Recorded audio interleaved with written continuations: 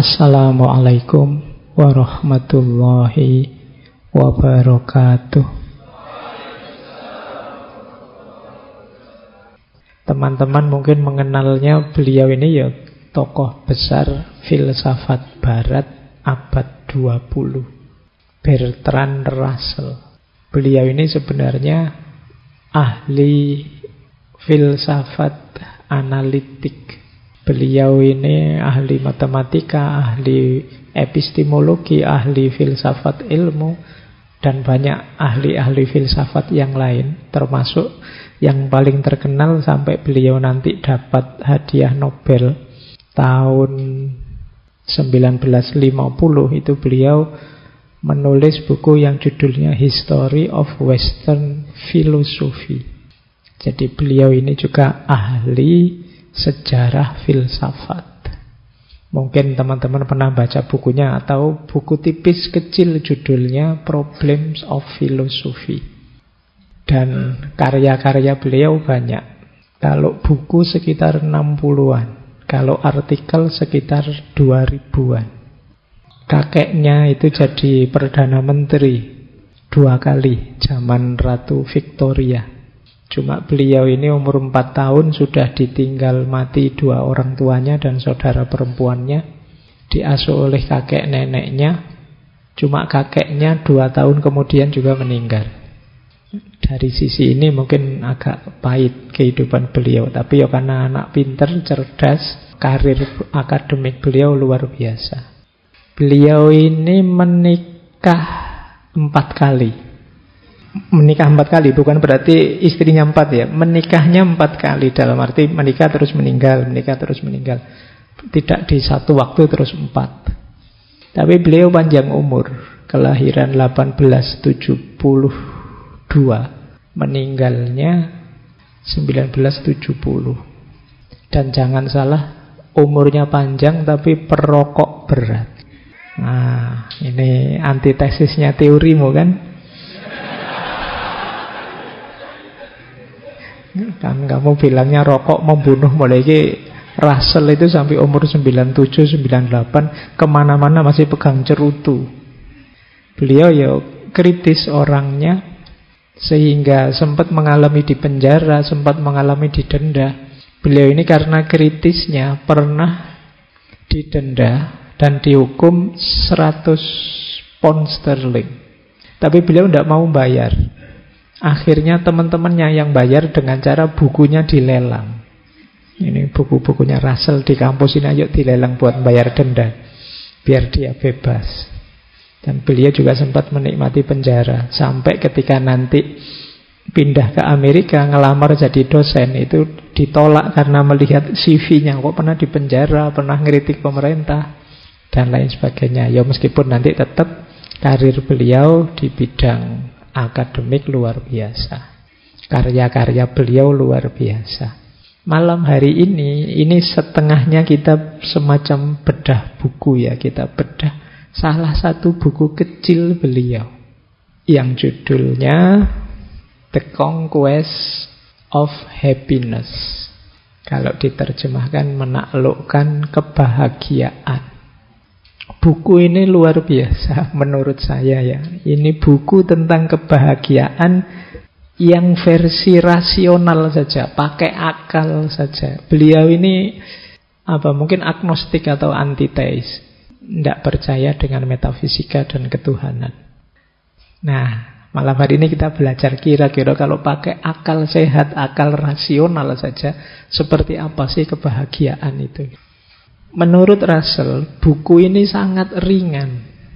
Makanya beliau bilang ini, buku ini tidak ditujukan kepada yang terpelajar. Nah, kalau kalian merasa terpelajar, tidak untuk kalian. Ini buku terlalu ringan, bahasanya Russell begitu. Meskipun saya tidak jamin kalian baca bukunya paham. Tidak untuk yang terpelajar atau untuk orang-orang yang bisanya cuma ngomong saja. Mereka yang menganggap masalah praktis hanya sebagai sesuatu untuk dibicarakan. Ini tidak hanya wacana, kata beliau. Tidak ada filsafat atau pengetahuan mendalam akan ditemukan dalam buku ini. Saya hanya bermaksud menyampaikan beberapa pernyataan yang bersumber dari common sense. Saya berharap begitu. Jadi common sense itu ya pengetahuan umum saja tentang kebenaran-kebenaran umum, bukan kebenaran filosofis yang mendalam. Semua yang saya klaim sebagai resep yang ditawarkan kepada pembaca memang seperti itu adanya. Sebagaimana ditegaskan dari pengalaman saya sendiri dan pengamatan saya. Jadi dasarnya pengalaman hidup beliau sendiri dan pengamatan beliau. Dan ternyata semua itu telah meningkatkan kebahagiaan saya setiap kali saya bertindak sesuai dengannya. Jadi kalau ditanya buktinya apa, teorinya ini hebat, saya membuktikan sendiri. Saya termasuk orang yang bahagia. Mungkin karena itu umurnya panjang. Atas dasar ini saya berani berharap beberapa di antara sekian banyak pria dan wanita yang menderita ketidakbahagiaan mungkin menemukan situasi mereka didiagnosis. Jadi mungkin diagnosa saya ini cocok dan ada metode untuk keluar dari situasi tidak bahagia. Banyak orang tidak bahagia bisa jadi bahagia dengan ikhtiar yang diarahkan dengan baik. Dan untuk itulah saya menulis buku ini. Jadi buku ini sangat rasional, sangat praktis tentang cara untuk bahagia. Secara umum isinya dua. Apa yang membuat kita tidak bahagia dan sumber-sumber kebahagiaan itu apa saja. Judul bukunya Conquest of Happiness, penaklukan kebahagiaan. Karena menurut beliau kebahagiaan itu harus ditaklukkan. Ini agak beda ya dengan kemarin-kemarin di beberapa sesi kebahagiaan ada teori bahagia itu tidak usah dicari-cari, tidak usah diusahakan. Cukup kita rasakan bahagia sekarang, ya bahagia. Itu dibantah oleh Russell, apa ya bisa. Kalau kita lagi stres, lagi banyak masalah, lagi kalah, lagi drop, lagi apa, terus disuruh tiba-tiba bahagia, apa ya bisa. Bahagia itu ya tetap diusahakan. Bukan sesuatu yang datang begitu saja. Maka kata Russell, kebahagiaan tidak bisa dicapai dengan baik oleh mereka yang ingin langsung, mencarinya secara langsung. Ada prosesnya. Ada hal-hal yang harus disingkirkan, ada hal-hal yang harus dihadirkan. Kalau ini belum dipenuhi, sulit kita bahagia. Dan wajar, emosinya manusia itu semua begitu. Bahagia itu kan jenis emosi. Emosi itu pasti karena dorongan sesuatu baik dari dalam diri maupun dari luar diri. Emosi kita itu kan dinamis naik turun karena ada faktor-faktor di dalam diri maupun di luar diri. Bahagia juga begitu.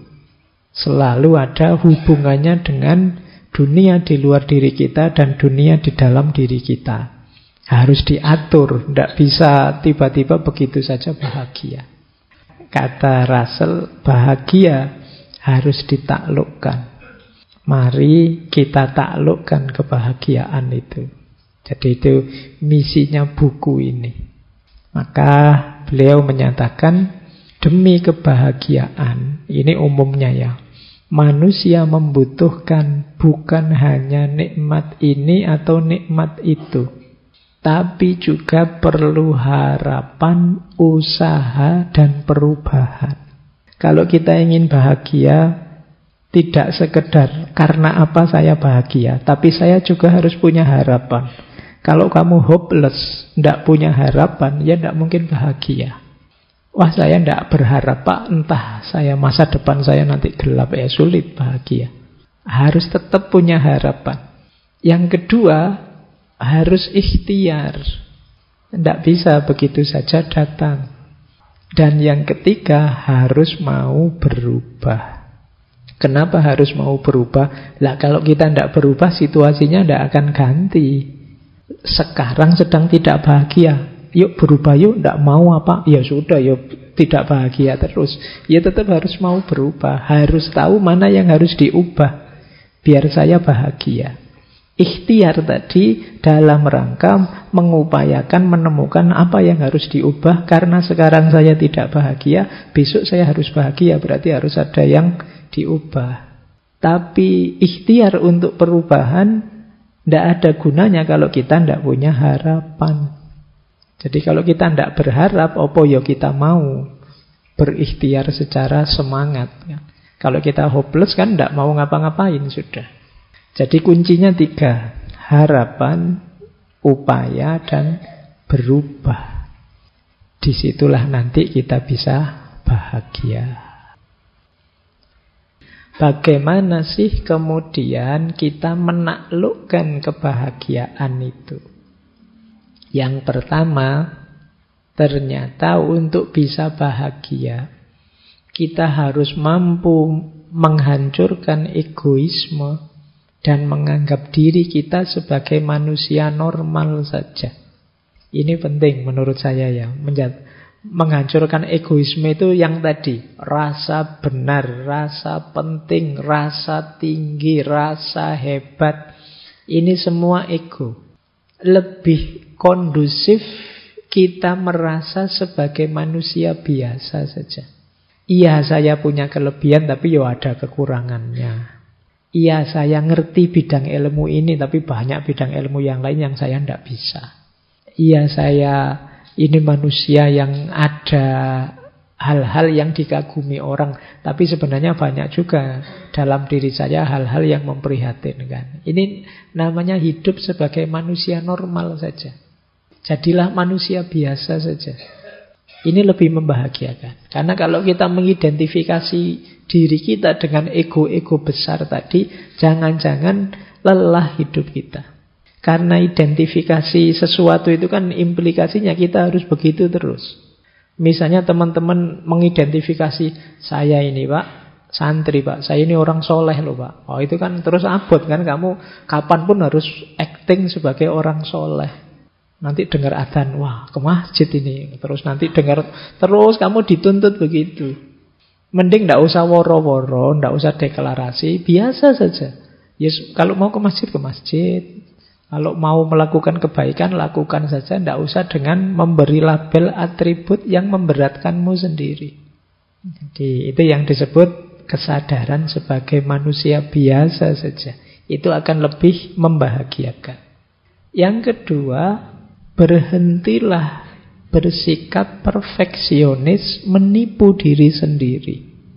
Kalau iya, bilang iya. Kalau tidak, bilanglah tidak. Tidak usah perfeksionis. Orang tahu kok semua orang itu ada kurangnya, tidak ada manusia yang sempurna. Kadang-kadang salah sedikit, kadang-kadang khilaf sebentar, manusiawi. Tidak usah menipu diri. Itu akan lebih memberatkan kita.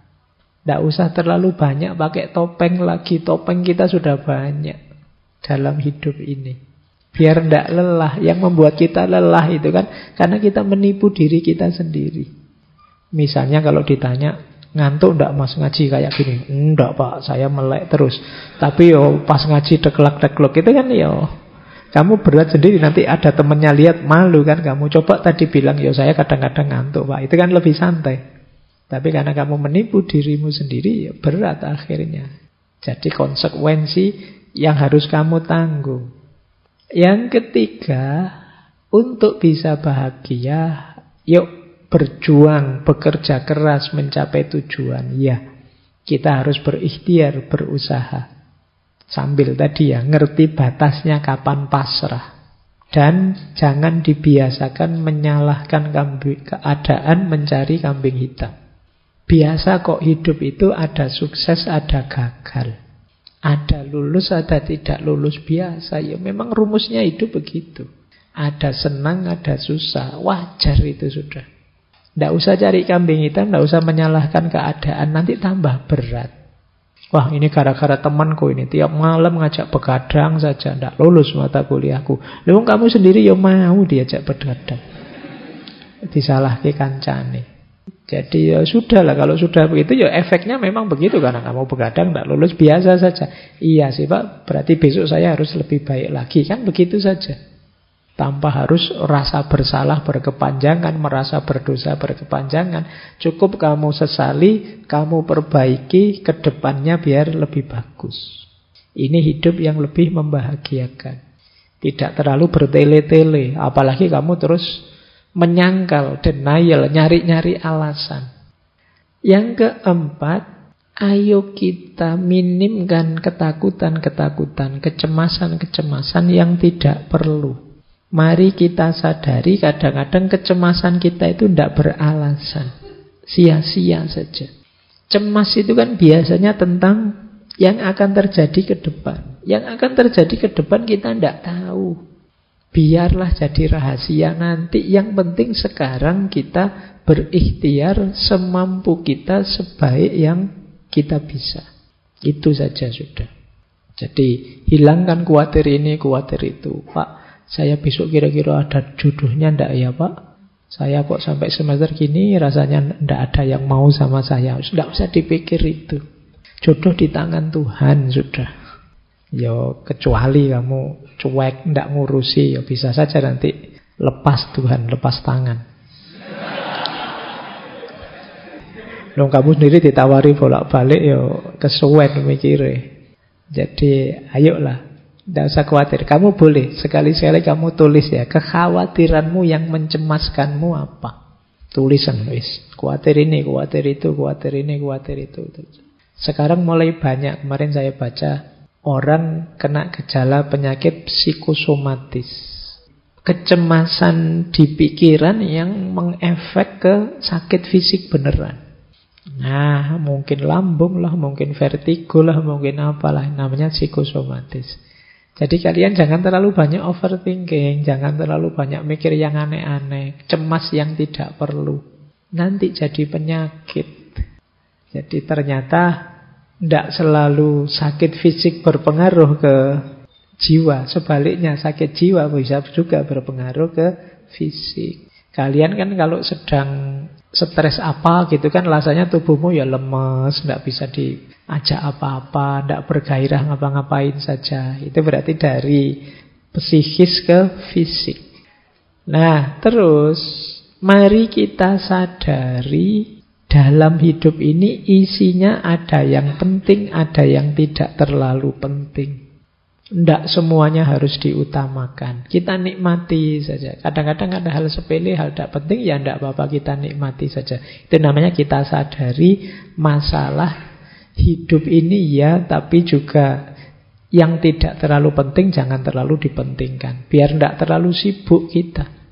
Biasanya kalau masih muda itu ingin semua masalah dipanggul sendiri. Tidak hanya masalah pribadi, mungkin masalah kampusnya, masalah negaranya, masalah dunia. Kabeh ingin diselesaikan sendiri. Iya, kamu boleh komen kecil-kecil, boleh usul sedikit-sedikit, tapi tidak semuanya harus kamu perjuangkan sendiri. Kamu harus punya prioritas-prioritas, biar hidupmu lebih bahagia. Kenapa Mas kok belakangan gelisah? Saya mikir peradaban manusia hari ini itu loh Pak. Ya, kalau sudah ngobrol itu diajak ke angkringan, saya ngangkring yuk Mas, tak traktir wis.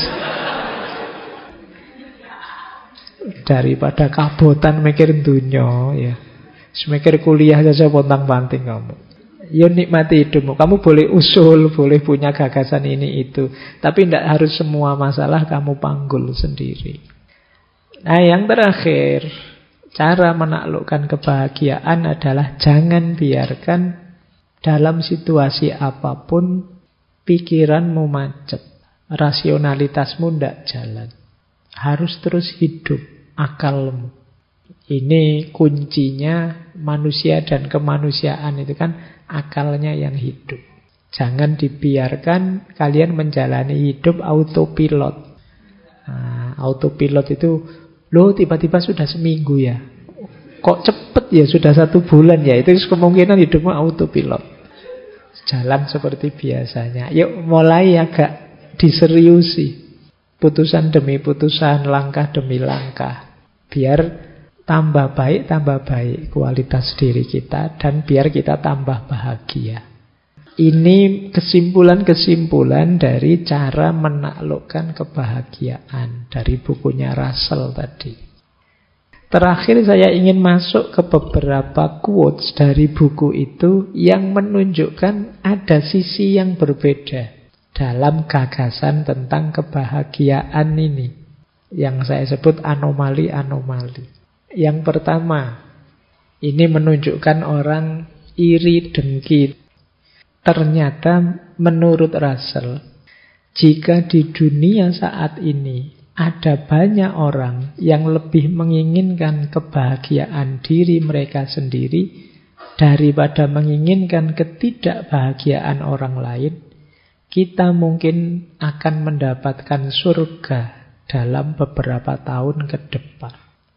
Dari sini bisa kita simpulkan ternyata sebagian besar orang lebih banyak menghabiskan energinya untuk membuat orang lain tidak bahagia dibandingkan untuk membuat dirinya bahagia. Ini menurut pengamatannya Russell. Banyak orang yang perspektifnya negatif terus tentang orang lain, sehingga dia terus iri, terus dengki. Dia tidak rela kalau yang lain dapat kenikmatan. Sementara dirinya tidak. Karena dia ingin lebih tinggi terus, lebih tinggi terus. Orang yang mindsetnya kompetitif tadi, yang dipenuhi rasa iri tadi, yang ada di pikirannya kan gimana caranya rivalku, sainganku, musuhku tidak bahagia. Dia tidak mikir gimana caranya saya bahagia. Yang dia pikirkan gimana caranya orang lain tidak bahagia. Entah dengan cara apa. Kadang-kadang bikin berita-berita bohong, hoax-hoax dan lain sebagainya. Ini jenis anomali. Kalau semua orang berpikir gimana caranya saya bahagia, kata Russell, tidak lama lagi dunia ini kayak surga. Isinya orang-orang yang bahagia, ya orang bahagia itu berarti orang yang bersyukur. Cuma ini mimpinya Russell, ya sulit sih. Orang itu kecenderungannya memang agresif, iri dalam dirinya, ada nafas namanya sabu'iyah. Ingin selalu menyerang dan menjatuhkan yang lain. Baik, anomali pertama ini. Coba kalian renungi ya. Semoga yang hadir malam hari ini tidak ada yang di sini. Tidak ada yang mikirnya hanya jatuhnya yang kalian benci. Dalam bidang apapun. Kalian ingin maju boleh, tapi semoga tidak dengan cara menginjak dan menjatuhkan yang lain. Kalian ingin menang baik-baik saja, tidak apa-apa, hebat. Tapi tidak dengan cara merusak dan menghancurkan yang lain. Hebatlah dan menanglah bila perlu dengan mendukung dan menaikkan yang lain. Anomali pertama ini tentang kebahagiaan. Anomali kedua, ini lanjutannya. Menurut cermatannya Russell lagi, beberapa orang hanya bisa bahagia dengan membenci orang lain, bangsa lain, atau kepercayaan lain. Ini kalimatnya Russell ya. Semoga kita juga tidak di sini. Jadi kayak tadi, Pak, memang bahagia saya itu ya kalau membenci orang, atau membenci kepercayaan lain, atau membenci bangsa lain. Ya ini tentu saja bukan kebahagiaan. Ini kalau bahasa Jawa jenis angkara murka yang seperti ini. Isinya kebencian saja. Jalur bahagia itu jalur cinta, jalur kasih sayang dan semangat tadi, bukan jalur kebencian. Kebencian lewat jalur manapun tidak akan membuahkan kebahagiaan dalam bentuk apapun. Kalian boleh suka dengan atau tidak suka sesuatu, setuju atau tidak setuju sesuatu, tapi semoga bukan membenci. Karena kebencian betapapun sifatnya negatif. Emosi yang tidak hanya merusak yang kita benci, tapi juga merusak diri kita sendiri yang membenci. Ini yang disebut anomali. Kalau ada orang merasa, saya bahagianya ya kalau mukuli orang, Pak. Saya bahagianya ya kalau menghancurkan orang, Pak. Itu pasti bukan kebahagiaan. Mungkin kesenangan sesaat yang nanti efek negatifnya akan kita nikmati di fase-fase hidup selanjutnya. Berarti bukan kebahagiaan. Anomali ketiga, kata Russell begini. Saya menemukan sesuatu yang aneh. Setiap kali saya bicara dengan orang yang terpelajar, saya merasa yakin bahwa kebahagiaan itu tidak mungkin terjadi. Namun ketika saya bicara dengan tukang kebun saya merasa sebaliknya. Kenapa bisa begitu? Ya biasa sih, kita juga tahu kadang orang pinter itu suka membuat rumit hal-hal simpel. Barang yang sederhana saja terus dibikin jelimet, jadi ruwet, jadi membahas kebahagiaan yang simpel, jangan iri, penuh kasih sayanglah, bekerjalah, itu kan sederhana sebenarnya. Tapi terus dibikin rumit, dibikin ruwet, akhirnya wah apa ya bisa bahagia saya dengan konsep serumit itu. Tapi begitu ngobrol dengan tukang kebun, kata Russell, kok rasanya gampang, bisalah kita bahagia. Coba ngobrol dengan orang biasa-biasa itu. Target-target hidup yang membahagiakannya simple, tidak jelimet.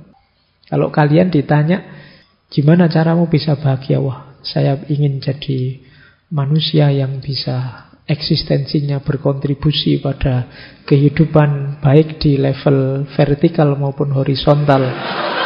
Di mana? Oh, itu cek rumit wong cuma pengen seneng saja kok. Dirumuskan senjelimet itu. Itu yang membuat Russell wong pengen bahagia, kalau ngobrol sama orang pinter malah jadi rumit. Sudahlah sama tukang kebun saja simple, sama teman-teman nongkrong pinggir jalan itu lebih simple, gampang. Tidak terlalu dirumit-rumitkan teori. Makanya dia nulis buku ini buku tidak untuk kalangan terpelajar. Mungkin khawatirnya kalau ketemu orang terpelajar terus didebat, tidak jadi bahagia, jatuhnya debat akhirnya. Oh masa iya begitu, nggak cocok dengan teorinya filosofi ini, filosofi itu, ruwet wes, tidak jadi bahagia akhirnya. Kan kadang-kadang gitu. Kadang yang pinter itu malah menyusahkan kita. Rapat enak-enak, yang rapat lugu-lugu itu cepet diputuskan gini ya gitu, selesai gitu. Tapi begitu yang rapat pinter-pinter, wah tidak selesai-selesai wes. Panjang argumen ini, argumen itu, kira-kira ini, kira-kira itu, tambah ruwet wes. Nah kadang-kadang begitu dalam hidup ini. Kita selalu membuat rumit hal-hal yang sederhana, sehingga hidup yang semula simpel jadi rumit. Ini yang ditemukan oleh Russell. Anomali lagi. Kata dia begini, orang yang meremehkan dirinya sering dikejutkan oleh kesuksesan. Sedangkan orang yang melebih-lebihkan dirinya sendiri sering dikejutkan oleh kegagalan. Kejutan yang pertama menyenangkan, dan kejutan yang kedua tidak menyenangkan. Oleh karena itu, adalah bijaksana untuk tidak terlalu sombong, namun juga jangan terlalu rendah diri dalam berusaha mencari kebahagiaan. Kan banyak orang itu yang siapalah saya pak, saya itu manusia biasa kok pak. Yo ada kemampuan dikit-dikit tapi yo ndak sehebat orang-orang itu. Ini kadang-kadang orang yang seperti ini ketika sukses itu kan kaget dia. Alhamdulillah ternyata Allah Maha Penyayang, ini saya dapat sukses yang luar biasa. Kagetnya kaget seneng. Tapi kalau kita terbiasa sombong, saya hebat pak, saya lebih dari semua teman saya yang lain, saya lebih, itu kan begitu gagal, dia kejutannya kejutan pahit. Oleh karena itu apa kata Russell? Ya sudahlah, tidak usah terlalu merendahkan diri atau menyombongkan diri, biar tidak gampang terkejut. Biasa saja, nikmati saja apapun yang kita alami. Jangan melebih-lebihkan, juga jangan mengurang-urangkan. Ini anomali dari Russell ketika melihat ternyata banyak orang yang sikapnya keliru untuk merancang kebahagiaan. Ada yang terlalu meremehkan dirinya sendiri, ada yang terlalu membesar-besarkan dirinya sendiri. Dua-duanya tidak positif karena potensial terkejut. Meskipun terkejut yang pertama enak, terkejut karena sukses. Terkejut yang kedua pahit, karena terkejut karena gagal. Baik, saya kira itu ya. Itu materi dari Russell tentang cara menaklukkan kebahagiaan. persis seperti yang dikatakan Russell, ini tidak rumit. Tidak perlu mengerinyitkan dahi membahas rumit-rumit. Di masyarakat biasanya yang berjalan untuk meraih kebahagiaan ya rumus-rumus tadi. Tinggal bagaimana pentingnya kita menghidupkannya dalam keseharian kita.